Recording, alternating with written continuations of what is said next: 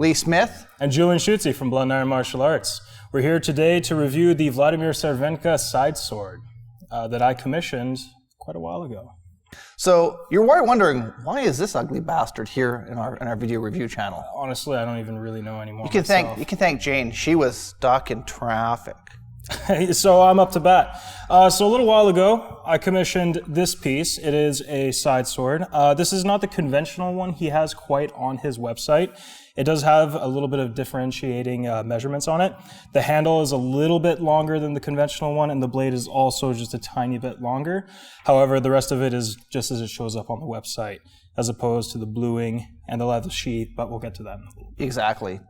You can tell, definitely made for someone of Julian's height, which is, I think, probably why he got it with the extra measurements. Yeah, well, I was talking with Ilkka Hartikainen, and this is specifically to the Bolognese tradition, so that's a little bit of both. So first impressions, when I got this out of the box, I was pretty blown away. The wire wrapping is absolutely gorgeous. It's fantastic work. It's really stunning. Like, can we get like a... Oh, yeah, don't worry. All right, we'll put it in there. I'm the editor. That's true. We'll do the magic. I'll deal with it. Do the magic.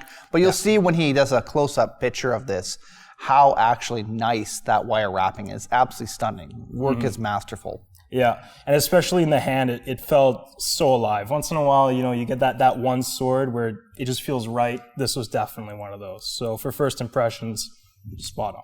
Yeah, basically, pulled out of the box. Everyone around us was like, whoa.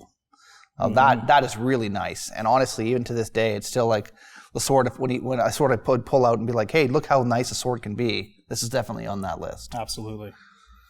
I think Eric's now got a Sheath. He does, made by the same guy. We'll have to have him review that. Oh.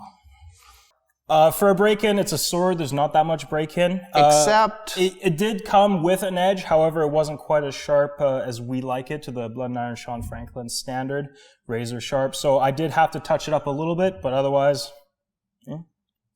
And I can assure you now, it is absolutely razor sharp. Things we like. One, the balance is absolutely pristine. Does not feel like barely anything is in your hand. Yeah, it feels absurdly light for what it is. And it actually feels like some of the things I've handled that are antique, which is like, it's excellent. Like, it's an absolutely excellent reproduction. Absolutely, yeah. As I mentioned before, the wire grip is gorgeous. The balance is fantastic. It sails through tatami. It absolutely is a tatami razor. No exceptions on this. When we first went cutting with this, I kind of expected it to get halfway stuck or whatever through. No, it sailed right through. So it blew my expectations for that right out. I think everyone was shocked when you made that first cut. And honestly, it's still one of my favorite single-hand swords to cut tatami or bottles or whatever medium we feel like cutting with, whether it's meat or whatever. For things we don't like, there's very little with the sword. As I mentioned earlier, I did get the crossguard and the pommel blued, as well as a little bit of a leather strip right along here. That's not necessarily things that I don't like, but it is a sword. You do have to maintain it quite a bit, and just because of the way this weapon is held, I'd have to clean it a lot. So I just had it blued and the leather strip, so now I don't have to worry about that so much. Quick oiling and it's good to go. Yeah, absolutely. So in terms of the sword, I really don't have any complaints. Actually, no, I lied.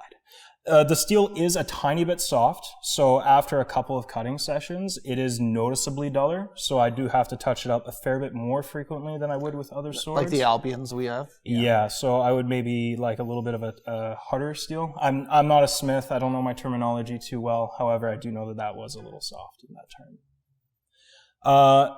Other thing is the sheath. There's nothing inherently wrong with the sheath. In fact, Vladimir was very nice in terms of customization. He asked me what color stitching I wanted, what kind of leather I wanted, what type I wanted. I did feel it was a little expensive for what it is. I believe I paid about €120 for the sheath, plus belt, plus buckles, which, I mean, it's all handmade, so that is perfectly fine. However, I would be hoping for something a little bit more than... So you want like maybe a wood insert on something? Yeah, a scabbard is, I think, what I was hoping a little bit more for, but that's more of a nitpick than really a complaint. Well, considering... And there was also an error. I should have specified a scabbard, not a sheath. So I'll take the brunt on that one. And some things are lost in translation. Exactly.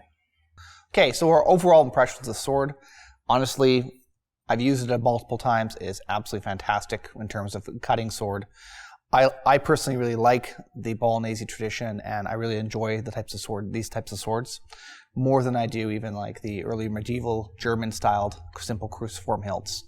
So this for me is an absolute favorite. I am a little jealous that it's his sword and not mine. I fully admit that I really like both my wife and I were like, or talk about how jealous we are of this sword on a fairly regular basis. It comes up because it really does cut that well. Yeah, it sounds absolutely cheesy to say, but once in a while you hold a sword, you kind of picture what the manual is talking about, and you're like, yeah, this is what this individual is talking about when they write their treatises or whatnot. It sounds cheesy, but it's true. It feels like the antiques I held. I can't say that about many other reproductions, and I mean, that really goes a long way. All right. Let's get down a little bit to brass tacks here. How much did I pay? I paid 410 euros for this sword, so about 700 Canadian-ish. I believe that is actually fairly cheap. Considering? Yeah, considering the quality of it, just how nice it handles, very cheap. The payoff is I did have to wait 9 months for it. There's the 3 diagrams. You either get it cheap, well-made, or on time. Pick 2. Right, so it probably was on time. It just is like fast. It's what it is cheap, good, cheap and fast. Yeah, it's cheap. Yeah, but you know what? Quality is always something worth waiting for. Whether it's in training or it's in swords, spending the time. I'd rather a smith make me wait for months on end. I've had that happen many times. To give me a sword when I pick it up, I'm like, damn, this is what I paid for. Absolutely fantastic. It was a 9-month wait, but it was absolutely worth it. I was perfectly happy waiting for that. I'd probably be happy waiting for more. Sad to say, but like good things aren't made quickly. Absolutely.